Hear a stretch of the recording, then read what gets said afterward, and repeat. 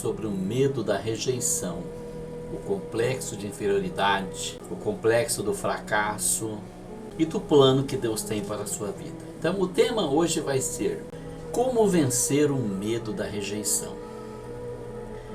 Para começar o nosso assunto, eu gostaria de ler um versículo da Bíblia e comentar sobre um personagem muito conhecido, Moisés.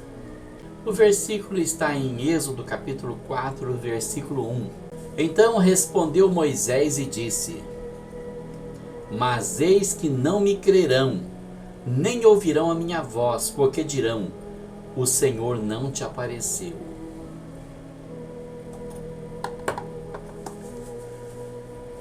Por que Moisés teria dito isso? Vamos analisar a vida de Moisés? A vida de Moisés foi um milagre. Foi uma intervenção divina o tempo todo na vida de Moisés. Moisés foi planejado, Moisés foi construído, Moisés foi cuidado pela mão de Deus. Nada que aconteceu na vida de Moisés foi por acaso. Em todo o tempo o olhar de Deus esteve sobre ele. Então por que Moisés diria uma coisa dessas?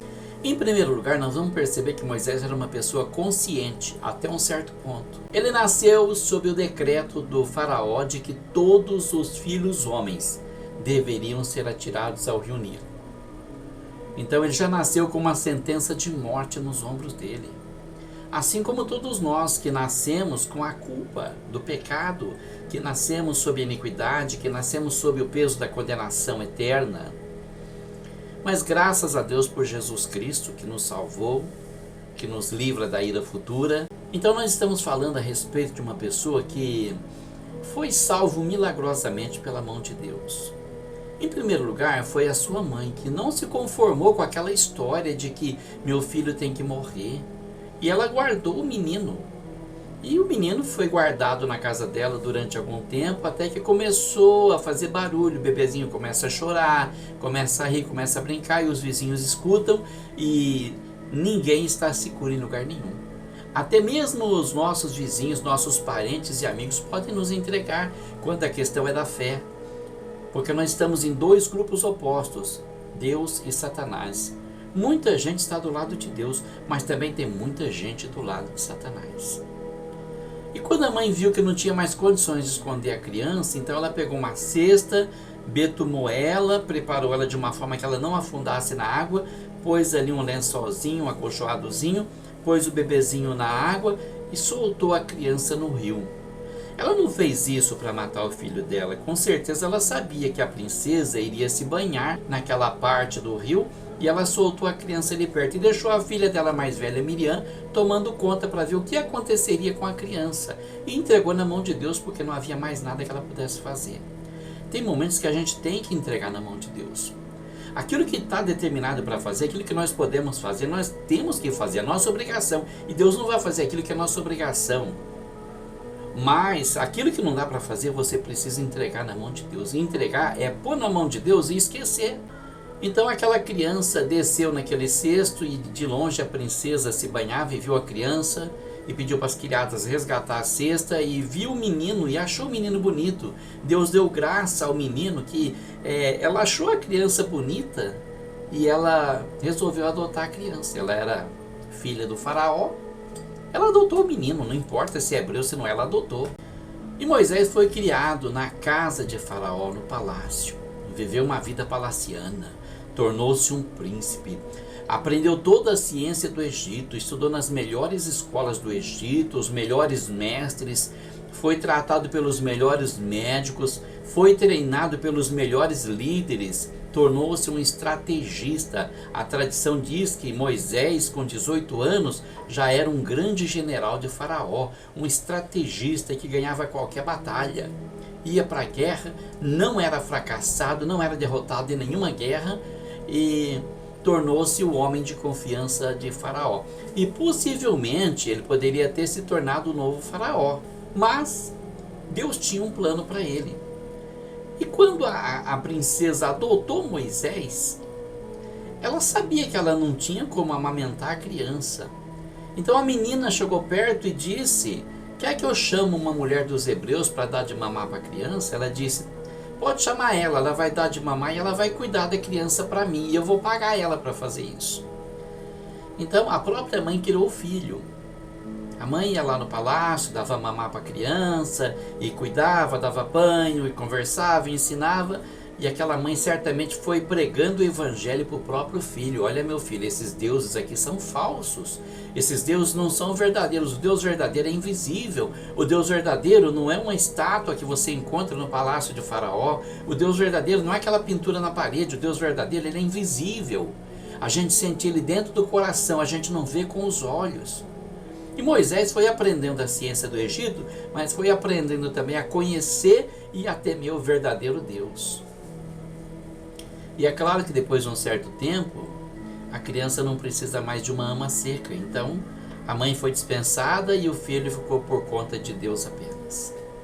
Moisés cresceu, tornou-se adulto e com aquela preocupação de que o verdadeiro Deus tinha alguma coisa na vida dele, imaginando, se Deus me pôs aqui no palácio, é porque ele tem um plano, e talvez o plano seja libertar Israel. Então eu preciso começar a me movimentar.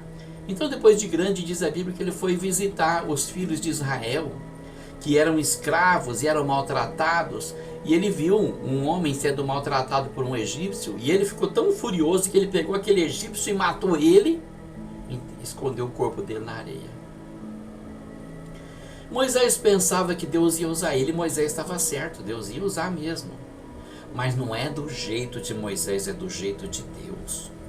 Deus vai te usar sim, mas não é do seu jeito, não é do jeito de Deus. Não adianta você fazer plano, porque Deus tem um plano para você, e o plano de Deus vai se cumprir. Então, logo foi descoberto o crime de Moisés, e Faraó, que não era nada bobo, percebeu que Moisés iria libertar o povo de Israel. E Faraó disse: vão matar Moisés, vou acabar com essa ameaça. Então Moisés, sabendo disso, fugiu da terra do Egito e desapareceu. Ele poderia ter ido diante de Faraó e falado: olha, Faraó, eu errei, eu fiquei nervoso na hora, mas eu vou te servir, eu vou ser fiel ao Egito e se tornar um novo Faraó. Mas diz a Bíblia que ele desprezou os tesouros do Egito porque ele tinha em vista uma coisa melhor, um reino eterno que não pode ser abalado. Então Moisés fugiu a caminho do deserto. Ele foi pelo deserto, olha só, com a ajuda de Deus para sobreviver num deserto. Gelo à noite, fogo de dia, mas ele sobreviveu. Chegou na terra de Midian e casou-se com a filha de Jetro, e não tinha outra ocupação para ele ali. Ele teve que se tornar pastor de ovelhas. Tornou-se pastor de ovelhas. E durante 40 anos, Moisés foi pastor de ovelhas. A Rede Record lançou um seriado algum tempo atrás sobre a vida de Moisés, mas fantasiaram tudo. Não vamos acreditar no que a televisão fala, porque a televisão quer ibope. A verdade está na Bíblia. Moisés tinha 40 anos quando fugiu do Egito.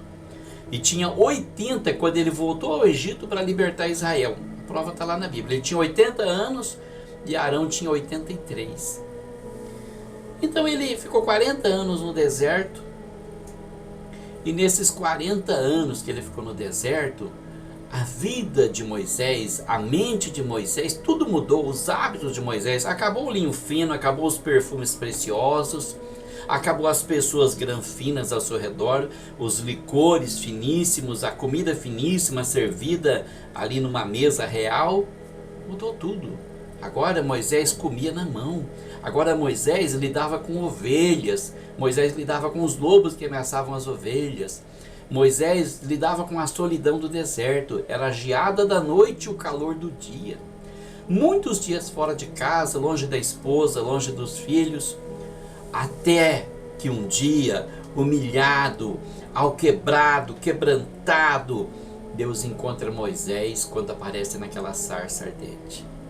E Deus diz para Moisés: olha, eu tenho visto atentamente a aflição do meu povo, e eu desci para livrar o meu povo, e agora você vem que eu vou te enviar ao Egito para você libertar o meu povo de Israel. Então quando Deus envia Moisés, é que ele diz: mas eles não me crerão, eles não vão me ouvir, eles vão dizer: é mentira, o Senhor não apareceu para você, eles não vão acreditar em mim, Senhor. Quem sou eu que vá a Faraó? Eu sou pesado de boca, pesado de língua. Olha como Moisés se desprezava. Nem parecia aquele Moisés arrogante lá no Egito que falou: eu vou libertar o meu povo de Israel, eu vou começar matando o primeiro egípcio. Foi só um. Não teve essa. Deus não age com a força da mão, Deus age com a força da fé. É fé no poder de Deus, é confiança no poder de Deus, é ciência de que Deus está com você e vai te livrar de todo perigo, de todo mal, e vai fazer tudo aquilo que Ele projetou fazer na sua vida, porque ninguém pode impedir a mão de Deus. Bom, partindo desse pressuposto aí, nós podemos definir que o medo da rejeição às vezes afeta a nossa tomada de decisão. Por quê?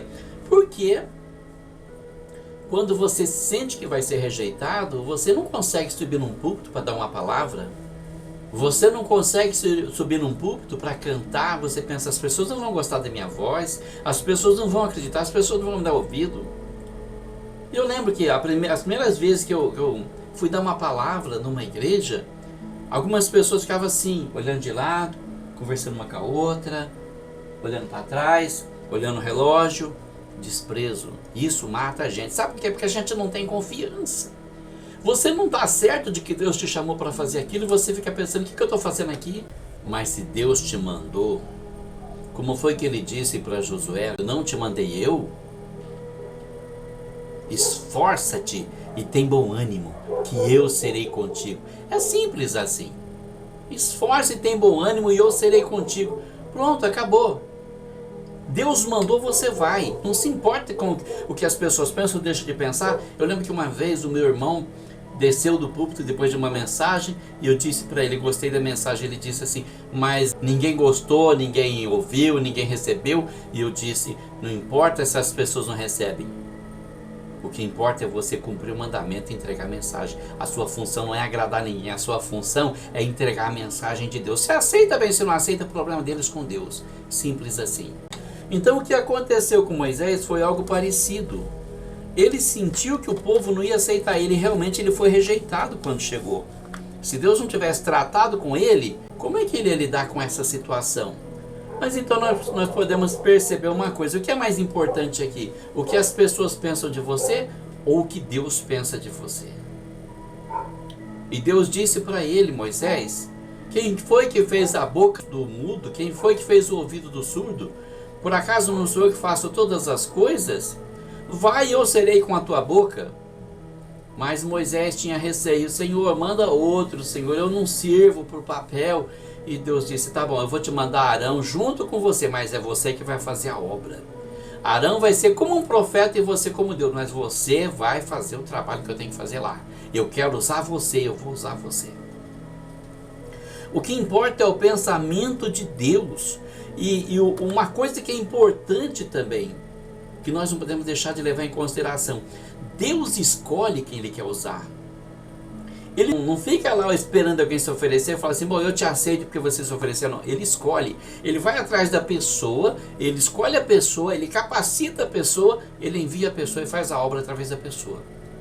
E outra coisa, pessoa, não foi você que fez, não, foi Deus usando você. Você foi instrumento de Deus, mas quem fez a obra foi Deus. Entenda isso, tá? Agora, digamos assim, que Ele escolhe uma pessoa que já é capacitada. No caso de Moisés, Moisés já era capacitado. Deus escolheu Moisés, mas quem capacitou Moisés foi Deus. Deus criou toda aquela circunstância para pôr ele no palácio, para capacitar ele para ser um líder. Agora, Deus só tinha que trabalhar nele o medo da rejeição. E Deus trabalhou nele e fez ele sentir que ele realmente poderia fazer o trabalho que Deus queria fazer através dele. Mas se Deus escolher uma pessoa que não é capacitada, e aí, como é que fica? Deus capacita. Deus tira você lá do meio do canavial e te leva para a faculdade. Deus cria circunstância para levar você a estudar, para levar você a ter uma melhor estima. Muitas pessoas que são escolhidas por Deus tem muito baixa autoestima. É preciso elevar essa autoestima e Deus vai trabalhar nisso, para você crer, para você confiar, porque Deus tem um propósito na sua vida e Ele não vai deixar de cumprir o propósito da sua vida por causa desse medo da rejeição. Então você precisa começar a jogar fora o medo da rejeição, precisa começar a se colocar nas mãos de Deus para Ele usar a sua vida. Moisés era um homem excelente, um líder nato, um grande estrategista que poderia ser usado por Deus. Mas ele precisava entrar no plano de Deus, ele quis usar o próprio plano dele.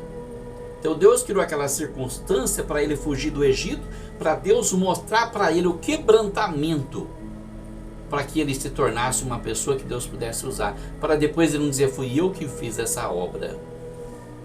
Daí vem o aperfeiçoamento de Moisés, feito pelas próprias mãos de Deus. Se você tem um talento natural, tem pessoas que cantam, tem pessoas que têm o dom da oratória, tem pessoas que têm uma sabedoria incrível, uma inteligência incrível, Deus tem que aperfeiçoar isso aí. Ele vai ter que trabalhar nisso, vai ter que aperfeiçoar para que você tenha condições de ser realmente usado por Deus e depois, quando a obra estiver completa, você dá glória a Deus. Conheço muitos obreiros, muitos pastores que batem no peito. Aí eu fiz esse trabalho. Eu conheci vários pastores que passou aqui na minha cidade de Viradouro dizendo assim, eu sou chamado por Deus para levantar trabalho caído. Ah, quem é você, rapaz? Quem você pensa que você é? Vai se humilhar, desce na casa do oleiro, vai pôr a cara no barro, vai saber que você é barro e mais nada. É Deus quem faz a obra e não você. É Deus quem levanta a obra caída e não você. Você é perigoso derrubar com essa arrogância tua aí. Agora vamos analisar o medo que Moisés tinha de ser rejeitado, porque Moisés, ele era capacitado. Mas como capacitado e no vigor dos seus 40 anos, ele não foi aceito, ele ficou imaginando que um homem de 80 anos seria muito menos aceito, porque as pessoas geralmente vão pela aparência. As pessoas julgam pela aparência.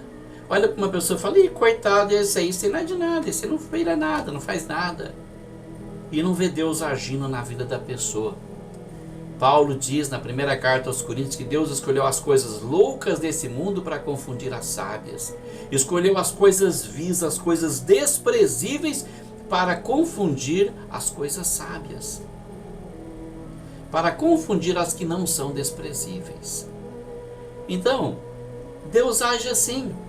A sabedoria do mundo é loucura diante de Deus. Ele age como ele quer, ele confunde o sábio, o cientista, o entendido, ele confunde aquele que se acha o bambambam e mostra que bom realmente é só ele. Agora vamos analisar um outro caso, de um outro aspecto. Vamos falar de uma pessoa que podia ser rejeitada porque era rejeitada mesmo. Zaqueu. Zaqueu publicano, ele era muito rejeitado. Ninguém gostava de publicanos e cobradores de impostos no tempo de Jesus, porque eles serviam ao inimigo da nação, eles serviam a Roma, contra os judeus. Eles eram considerados os traidores da pátria. E por falar em traidores da pátria, como nós temos traidores da pátria hoje em dia aqui no Brasil, né? Tantos governadores, tantos deputados que se elegeram na onda Bolsonaro e agora estão virando as costas para ele, traindo o Brasil, traindo o povo que confiou neles, criando projetos para tomar dinheiro do povo, para enriquecer ilicitamente, para deixar o povo na miséria, para matar o povo a fim de se eleger, de se promover. Zaqueu era um desses. Ele não estava nem aí com o povo. Ele queria enriquecer e ele ficou muito rico. Zaqueu alcançou uma riqueza fenomenal. Então quando ele saía na rua, acredito que as pessoas cuspiam, olhavam de lado, não cumprimentavam. Ele devia se sentir muito rejeitado. Mas um dia ele ouviu falar que Jesus ia passar naquele lugar que ele morava. Ele era baixinho. Era outro problema que ele tinha. Homem baixinho, às vezes é rejeitado, né? Vai crescer, vai virar gente, vai se tornar homem, rapaz. Mesmo com brincadeira, esse bullying, como costuma dizer, vai na mente e no coração de muita gente, né? Que o homem baixinho não é tão homem quanto o grandão. E às vezes isso não tem nada a ver uma coisa com a outra. Isso não tem nada a ver. Às vezes ele é até mais homem do que o outro. Isso está aqui dentro do coração, na mente da pessoa. Mas aí o que ele fez? Ele imaginou, se eu ficar no chão, eu não vou ver Jesus. E eu preciso ter um encontro com Jesus. Como é que ele sabia que Jesus ia aceitar ele? Jesus era judeu, ele poderia pensar assim, bom, quando Jesus passar por aqui, eu vou olhar para mim e falar, você é outro pecador, outro cobrador de imposto, sai para lá. Mas ele não pensou assim. Ele imaginou, Jesus vai me aceitar, Jesus vai me receber. Correu e subiu num sicômoro, numa figueira brava, e ficou lá em cima. Quando Jesus passar, eu quero ver ele. Se ele me... E não era só questão dele ver Jesus, ele queria ser visto. Porque ele poderia ver Jesus de baixo mesmo, só que ele não seria visto no meio da multidão. Mas ele achou uma forma de se mostrar para Jesus, de dizer, Jesus, eu estou aqui, eu te admiro, eu quero te ver, eu quero ser seu amigo. E foi e subiu naquela figueira brava, e quando ele estava ali, Jesus ia passando, de repente Jesus olha para cima, desce depressa, Zaqueu, porque hoje eu vou posar na sua casa. E Jesus estava ansioso para ter esse encontro, tanto quanto Zaqueu, que venceu o medo da rejeição e partiu para a luta. Eu quero Jesus, eu vou procurar Jesus. E foi encontrado. É muito importante tomar uma decisão como essa, porque o medo da rejeição dificulta o encontro com o Senhor. O medo da rejeição faz você ficar num canto, nem vou lá porque o Senhor não vai me ver mesmo, não vai me aceitar, não adianta eu falar com Deus, não adianta eu pedir nada para Ele, não vai me atender, o Senhor não gosta de mim, ninguém gosta de mim. Ficar se sentindo um coitadinho, desprezado pelo mundo e por Deus, só faz você realmente alcançar uma coisa, o desprezo.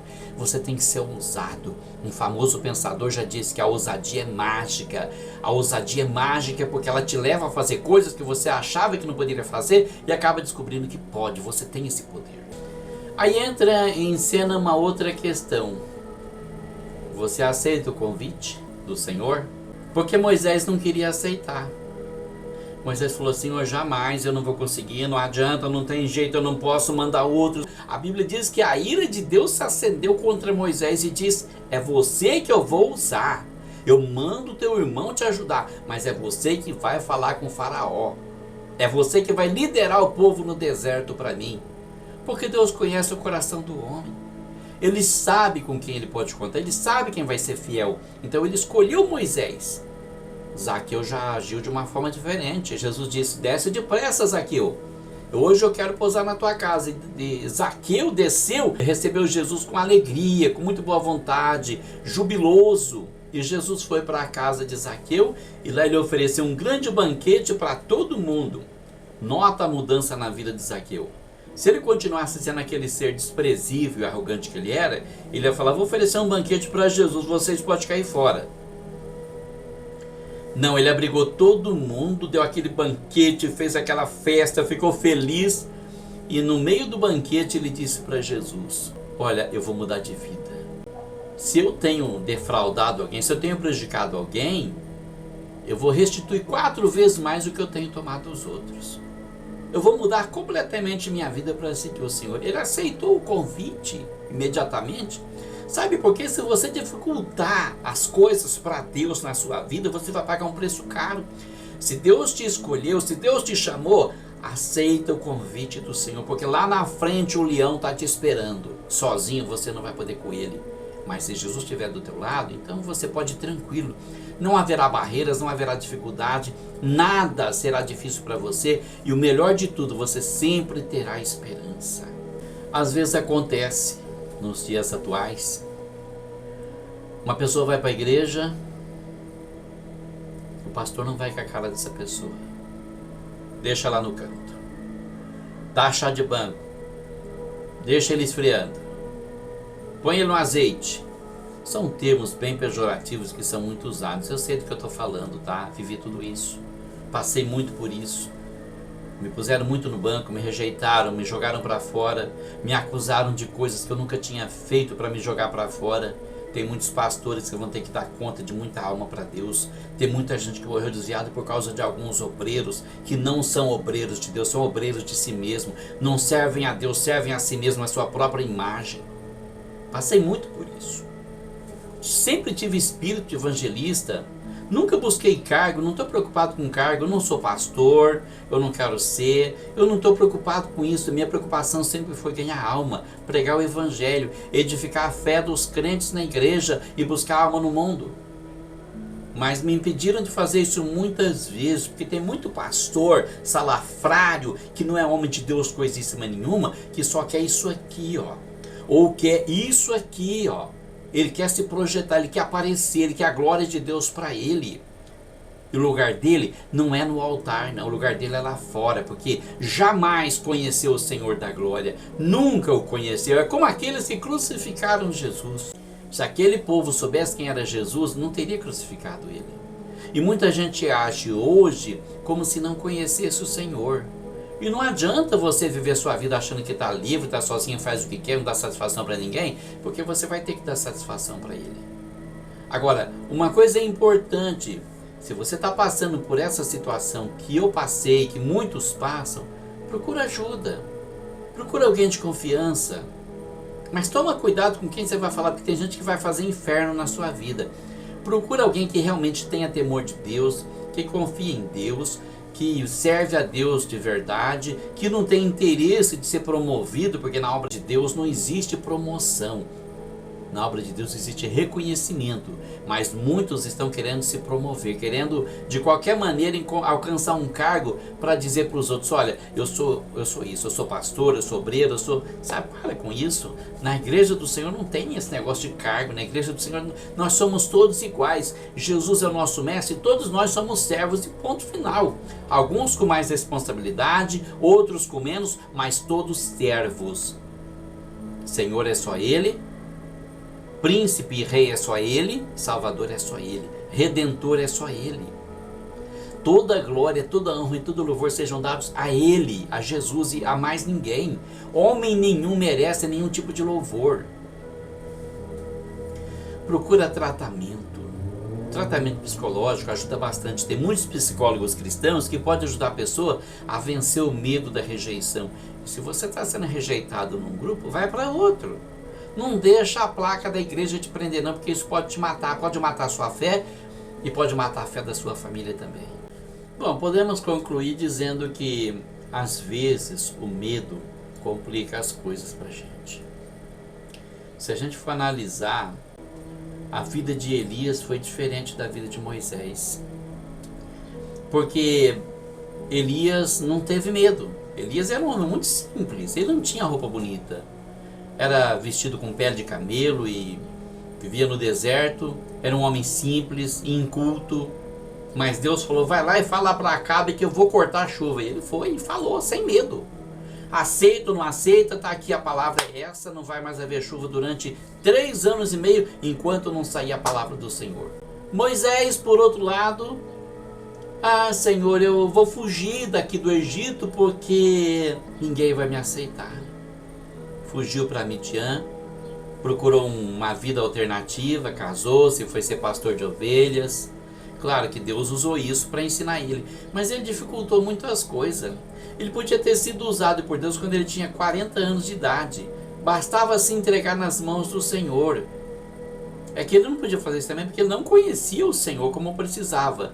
Mas se ele conhecesse e se entregasse, ele teria tirado Israel do Egito aos 40 anos de idade. Assim ele dificultou as coisas para Deus e voltou lá com 80 anos de idade. Então, se você dificultar as coisas para Deus, saiba de uma coisa: o propósito de Deus não pode ser impedido, conforme disse Jó. Deus vai cumprir o propósito dele na sua vida, mas talvez lá pelos 80, 90, sei lá. Então facilite as coisas para Deus. Faça como Zaqueu. Desce depressa, Zaqueu. É para já, Senhor, é para já. E já manda alguém na frente preparar um banquete que eu vou receber Jesus na minha casa hoje e vou mudar de vida hoje. Então não deixa para amanhã, não deixa para depois. Não espera as provações te mostrar o que Deus quer da sua vida. Compreenda logo qual é o propósito de Deus na sua vida, peça orientação para Ele, peça iluminação, peça revelação, fale com Deus até Ele falar com você. Deixa Deus cumprir o propósito na sua vida e você será feliz e realizado. Que Deus abençoe a todos, que Deus abençoe a nossa pátria, o Brasil, que Deus abençoe o nosso presidente Bolsonaro, em nome de Jesus.